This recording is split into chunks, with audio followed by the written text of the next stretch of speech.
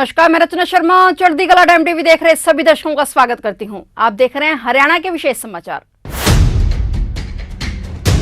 मां भारती के वीर सपूत महान क्रांतिकारी शहीद उधम सिंह जी के बलिदान दिवस पर कल 30 जुलाई को रतिया में राज्य स्तरीय कार्यक्रम का आयोजन किया जाएगा। कार्यक्रम में हरियाणा के मुख्यमंत्री मनोहर लाल बतौर मुख्य अतिथि शिरकत करेंगे। इसको लेकर सभी तैयारियां मुकम्मल कर ली गई हैं।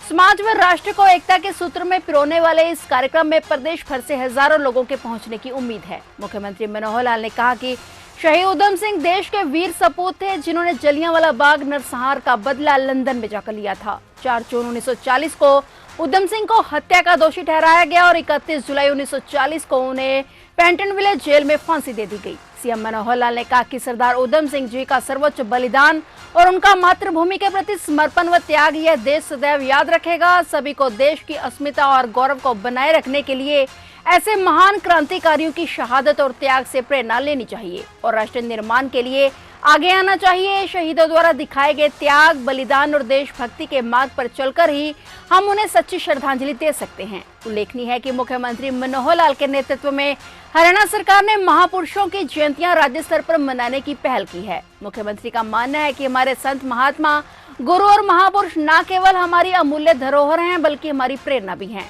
ऐसी महान विभूतियों की शिक्षाएं पूरे मानव समाज की धरोहर हैं। उनकी विरासत को संभालने व सहेजने की जिम्मेदारी हम सबकी है। इसलिए संत महापुरुष विचार सम्मान एवं प्रसार योजना के तहत संतों व महापुरुषों के संदेश को जन जन तक पहुंचाने का काम हरियाणा सरकार के द्वारा किया जा रहा है।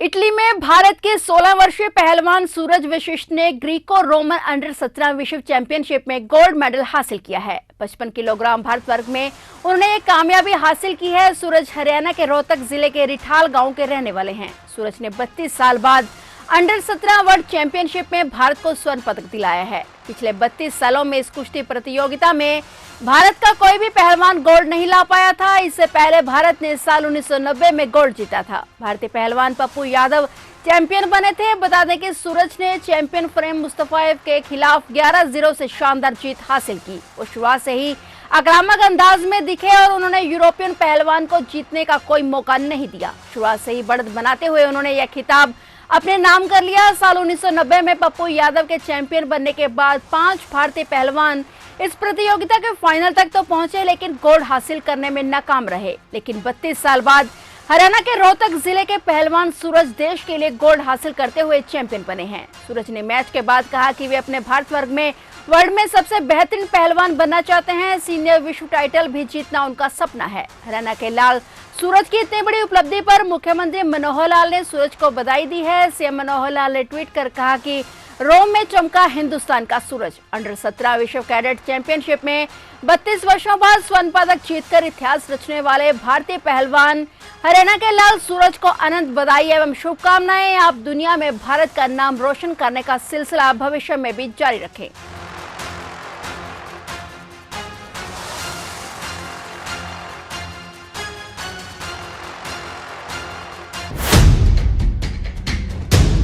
मुख्यमंत्री मनोहर लाल ने कहा कि कांग्रेस नेता अधीर रंजन चौधरी द्वारा राष्ट्रपति श्रीमती द्रौपदी मुर्मू को लेकर की गई आपत्तिजनक टिप्पणी न केवल महिला विरोधी है, बल्कि उससे पूरे आदिवासी समाज और देश की हर महिला का अपमान किया गया है। इस टिप्पणी से कांग्रेस की गरीब, आदिवासी और महिला विरोधी मानसिकता का पता चलता है। सीएम मनोहर लाल ने कहा कि राष्ट्रपति का पद संविधान में सबसे सर्वोच्च होता है और सर्वोच्च पद पर बैठे शख्स के लिए ऐसी शब्दावली कांग्रेस पार्टी और उसके नेताओं के मानसिक दिवालियेपन को दिखाती है। सीएम ने कहा कि श्रीमती द्रौपदी मुर्मू ने अपने पूरे जीवन में संघर्ष किया है और इस संघर्ष के बलबूते ही वे आज इस पद तक पहुंच पाई हैं। लेकिन एक आदिवासी महिला का राष्ट्रपति बनना कांग्रेस को रास नहीं आ रहा है। मुख्यमंत्री ने कहा कि आजादी के बाद पहली बार आदिवासी समाज से एक महिला देश की राष्ट्रपति बनी है और कांग्रेस उनका अपमान कर रही है। इस अत्यंत शर्मनाक और निंदनीय टिप्पणी पर सिर्फ अधीर रंजन चौधरी ही नहीं, बल्कि पूरी कांग्रेस पार्टी को देश व राष्ट्रपति से माफी मांगनी चाहिए। बता दें कि हाल ही में कांग्रेस पार्टी की अध्यक्ष सोनिया गांधी द्वारा नियुक्त नेता सदन अधीर रंजन ने द्रौपदी मुर्मू को राष्ट्र की पत्नी के रूप में संबोधित किया था, जिसका देश भर में भारी विरोध किया जा रहा है। मुख्यमंत्री मनोहर लाल ने भारत की राष्ट्रपति श्रीमती द्रौपदी मुर्मू के पद के बारे में एक वरिष्ठ कांग्रेसी नेता द्वारा प्रयोग किए गए शब्दों को निंदनीय बताते हुए ऐसी शब्दावली का प्रयोग करने वाले नेताओं को देश की जनता से जवाब देने के लिए बात कही। कांग्रेस नेता अधीर रंजन चौधरी ने जिस प्रकार से अपनी देश की राष्ट्रपति श्रीमती द्रौपदी मुर्मू जी का जैसे आपत्तिजनक शब्दों को बोल करके अपमान किया है, ये बहुत ही निंदनीय है। हम जानते हैं कि श्रीमती मुर्मू जो है वो देश की एक पहली आदिवासी महिला ये राष्ट्रपति चुन के आई है। वो देश के गरीबों की प्रतिनिधि हैं, आदिवासियों की वो एक प्रकार से उनके साथ उनका जो ज़मीनी लेवल का जो उनका संबंध है उस नाते से पूरे देश में एक खुशी की लहर दौड़ी थी कि पहली बार आदिवासी महिला को राष्ट्रपति बनाया गया है।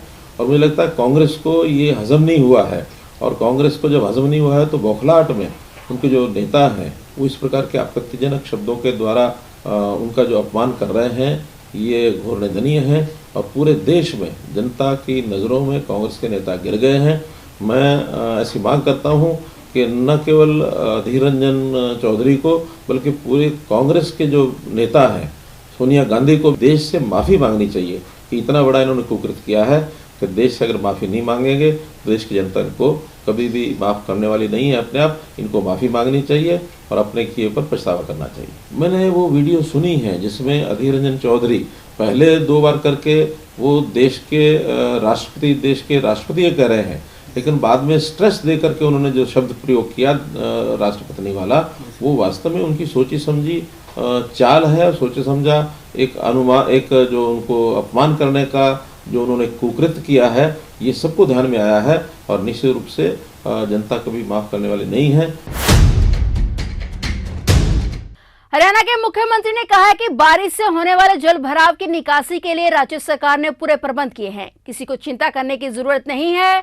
मुख्यमंत्री यहां हरियाणा निवास में हरियाणा किसान कल्याण प्राधिकरण की बैठक के बाद मीडिया द्वारा पूछे गए सवालों का जवाब दे रहे थे। इस अवसर पर हरियाणा के कृषि एवं किसान कल्याण मंत्री जयप्रकाश दुलाल भी साथ में मौजूद थे। मुख्यमंत्री ने बताया कि राज्य सरकार किसानों के प्रति चिंतित है और किसानों की खेती को लाभप्रद बनाने का हर संभव प्रयास कर रही है। हरियाणा किसान कल्याण प्राधिकरण के तहत जो कमेटियां बनाई जाएंगी वे यह अध्ययन करेंगी कि खेती के साथ साथ किसान और कौन कौन सी सहायक गतिविधियां कर सकते हैं ताकि उनकी आमदनी में इजाफा हो सके। राज्य में बारिश के कारण कुछ स्थानों पर जल भराव होने के सवाल पर मुख्यमंत्री ने कहा कि वर्षा के कारण होने वाले अतिरिक्त जल भराव की निकासी के प्रदेश सरकार द्वारा पूरे प्रबंध किए गए हैं। किसी भी किसान की वर्तमान में बोई गई फसल को नुकसान नहीं होने दिया जाएगा और अगली फसल की समय पर बिजाई करने में भी परेशानी नहीं आने दी जाएगी। मुख्यमंत्री एक अन्य प्रश्न के उत्तर में हर घर तिरंगा अभियान के देशभक्ति की भावना का प्रतीक बताते हुए कहा कि आगामी 13 अगस्त से 15 अगस्त 2022 तक स्वयं राज्य सरकार प्रदेश के एनजीओ और अन्य संस्थानों को हर घर पर तिरंगा फहराने के लिए प्रेरित किया जा रहा है। उन्होंने बुढ़ापा पेंशन के मामले में विपक्ष द्वारा फैलाए जा रहे भ्रम को दूर करते हुए कहा कि वैसे बुढ़ापा पेंशन के मामले में आर्थिक आधार तो आरंभ से ही तय किया गया था। वर्तमान सरकार ने कोई नया रूल नहीं बनाया है। 2 लाख रुपए से कम आय वाले किसी भी दंपति की पेंशन को बंद नहीं किया जाएगा, बल्कि हमारी सरकार ने 60 वर्ष आयु होने पर बुजुर्गों की स्वतः ही पेंशन बनानी शुरू कर दी है, जिसका वरिष्ठ नागरिकों ने स्वागत किया है। विपक्ष द्वारा राशन कार्ड व सरकारी स्कूलों में बच्चों से फीस लेने के मामले में उठाए जा रहे मुद्दों पर भी उन्होंने स्पष्ट किया कि बीपीएल से जीवन यापन करने वाले किसी भी व्यक्ति का राशन कार्ड नहीं काटा जा रहा है। बता दें कि मुख्यमंत्री मनोहर लाल ने हरियाणा निवास में हरियाणा किसान कल्याण प्राधिकरण की दूसरी बैठक की अध्यक्षता करते हुए कहा कि हरियाणा किसान कल्याण प्राधिकरण खेती और किसानों को आगे बढ़ाने के लिए जल्द से जल्द विजन डॉक्यूमेंट 2047 तैयार करे और इसके साथ साथ प्राधिकरण किसान कल्याण के लिए खेती से जुड़ी अलग अलग कमेटियों का भी गठन करे ताकि इनके सुझावों को भविष्य में सरकार द्वारा क्रियान्वित किया जा सके। मुख्यमंत्री ने कहा कि किसान प्राधिकरण एक सुपर थिंक टैंक का काम करेगा। इसके तहत खारा पानी, जल भराव, मछली पालन, मधुमक्खी पालन, मुर्गी पालन, मशरूम फार्मिंग, ऑर्गेनिक खेती, माइक्रो इरिगेशन आदि विषयों पर कमेटियों का गठन किया जाना चाहिए। उन्होंने प्राधिकरण को निर्देश दिए कि इन अलग अलग कमेटियों में संबंधित क्षेत्रों के शोधकर्ताओं, विशेषज्ञों और राष्ट्रीय अवार्डी किसानों को शामिल किया जाए। ये कमेटियां संबंधित क्षेत्रों पर गहनता से कार्य करें और सरकार को सुझाव दें ताकि किसानों की आमदनी को ज्यादा से ज्यादा बढ़ाया जा सके और फसल बेहतर की जा सके। मुख्यमंत्री मनोहर लाल ने कहा कि किसान प्राधिकरण खेती के साथ साथ किसानों की आमदनी बढ़ाने के लिए उनके स्किल डेवलपमेंट से जुड़े सुझाव भी दें। ताकि किसानों को प्रशिक्षण देकर उन्हें आगे बढ़ाया जा सके। किसानों के हित के लिए ही इस प्राधिकरण का गठन किया गया है। इसमें सरकार के सदस्यों के साथ साथ खेती, बागवानी, पशुपालन, मत्स्य आदि के विशेषज्ञों को सदस्यों के तौर पर शामिल किया गया है। मुख्यमंत्री ने जोर दिया कि कमेटियों का गठन जल्द से जल्द किया जाए और प्राधिकरण की अगली बैठक भी अतिशीघ्र हो।